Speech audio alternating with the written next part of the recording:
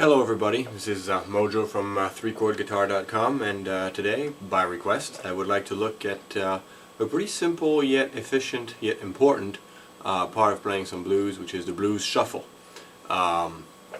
Just about everybody's done it, from Robert Johnson, Eric Clapton, I mean, you name it. If you play the blues, Stevie Ray. If you play the blues, you play the shuffle. Dare I say, Chuck Berry. So anyway, what I intend on doing in this video is taking it really step by step from the most basic parts of it all the way up to some fun little jamming stuff. So buckle up for the ride. In terms of the equipment, as I move my chair over here, in terms of the equipment, I'll be using my usual rig. This is a Crook Telecaster. I will be on the humbucker setting, which is a TV Jones in this case. And for the amp, I'll be using a Carmen Gia Dr. Z, and I have no effects except for a Holy Grail reverb, and not that much reverb anyway. Alright, so let's look at it. All the exercises I'll be going through will be in A, in the key of A, and although you can feel free to transpose to whatever else you need or like to play in. At this stage, what I would like to do is, as I said, start from the very basics and taking up a notch every time. So as you're following along, don't worry about, if you think it's too basic, just wait a while and it should get a little bit more interesting. Keeping in mind that, well, I'm a very limited player, but hopefully you'll find something of value in this. I will put two different areas of focus. One will be, as always, the left hand technique, and the rest will be the right hand technique. So I will be showing different areas of the playing as we go along. Alright, to start, what we're going to do is we're going to place only one finger, the index finger, on the second fret of the D string. So you should have something that looks like this. That's it. And with the right hand, what I'm going to do is just pinch the second and third strings.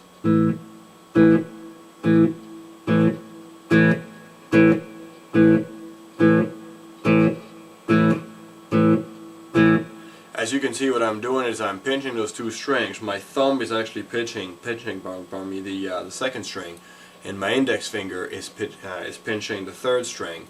And so the A string is basically being played open, no fretting.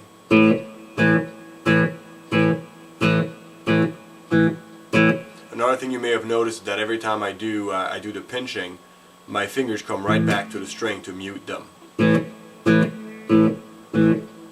as opposed to. So every time, go right back to it. That's what will give you a lot of the rhythm in the shuffle. Alright, so now that we've done this very basic exercise, what we're going to do is we're going to add the ring finger on the 4th fret of the D string. So we're going to go just the index finger and ring. Index. And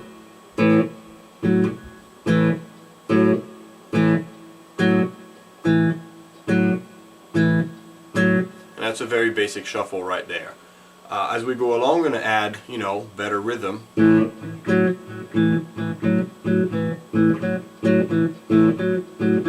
So how do we do that? We basically pinch twice, then put the other finger, pinch it twice and remove it, pinch it twice again, bring it back up.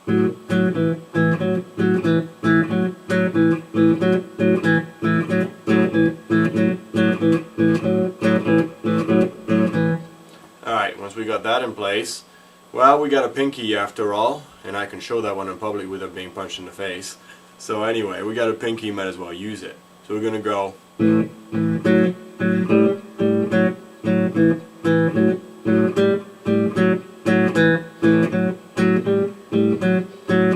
So in this case, I go 2 with the index, then I go to the middle finger, and then I go straight to the pinky. The pinky obviously ends up still on the D string, this time with the 5th fret.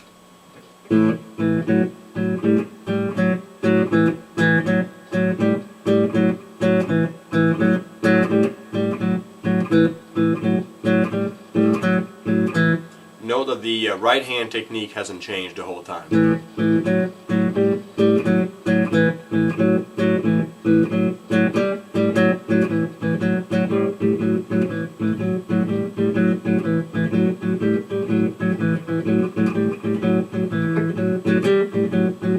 Alright, when you're tired of doing this, which should be about 30 seconds after you started, what you can do is then change just the string on which your left hand fingers are.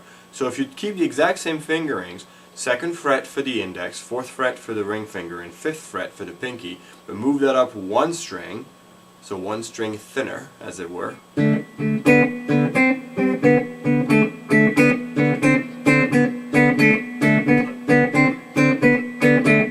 get the exact same pattern. Now if I link the two of them together, it's starting to sound like a blues pattern.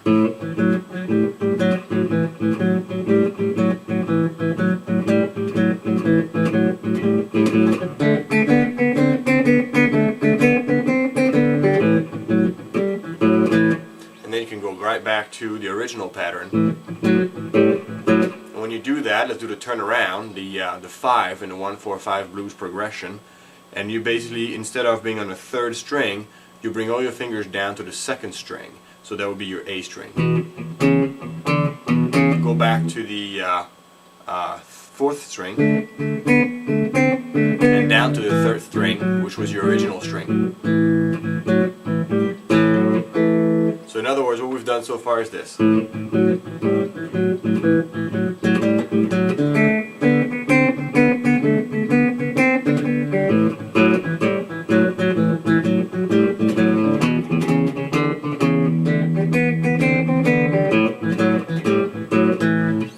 Alright, once this is working out, you can start doing little variations, which I couldn't help but do, by the way, in the example I just played. So up to now we've been playing 2, 2, 1, 1, 1, 1, 1, 1, 2. Okay, but we don't have to do that. We can change that rhythm and this also would be right hand originally, but.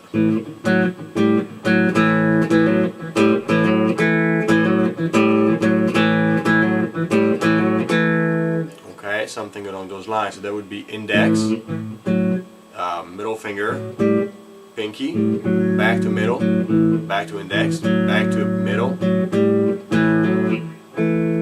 This part here is basically the turnaround, and that's just my index finger bearing across the D and G strings at the 2nd fret.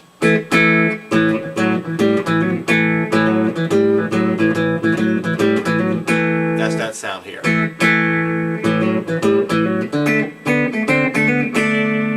And I duplicated that when I go up right here. When I go up one string in the pattern, I basically go the same thing. Index, middle, pinky, middle, index, middle, and then I hit those 2 strings just like I did this one. And this time it's index finger on the 2nd string and the Johnny Cash finger, pardon me, on the 2nd fret. And the Johnny Cash finger one string up, that would be on the B string on the 3rd fret. And then you can decide also, you don't have to do the same rhythm pattern. You can decide to go something along those lines.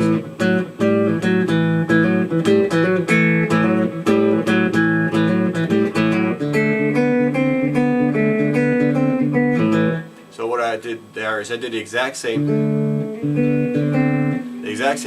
pattern, but instead of doing both strings at the same time, I just picked thumb first, then index.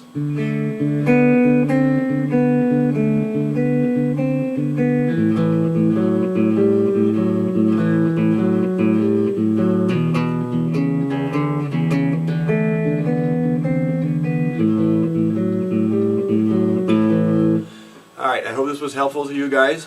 Enjoy jamming on this, and this is a great way, by the way, to bring to a jam session with your buddies. So go ahead and play and enjoy. If you have any questions, you know where to find me. Be well. Keep on practicing and having fun.